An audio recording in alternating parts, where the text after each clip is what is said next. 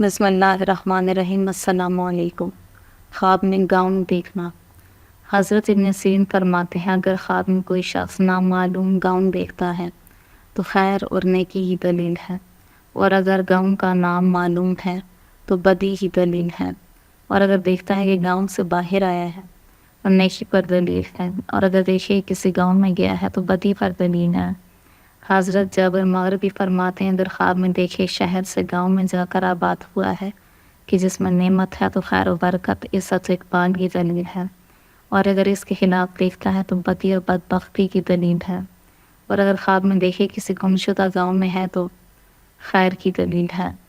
حضرت جابر مغربی رحمۃ اللہ علیہ فرماتے ہیں اگر کوئی خواب میں دیکھے کہ اس کو کسی نے نامعلوم گاؤں دیا ہے یا خریدا ہے یا بنایا ہے، دلیل ہے کہ گاؤں کے قدر عمارت پر خیر و نفرت پائے گا، اور اگر اس کے خلاف دیکھے تو نقصان پر دلیل ہے۔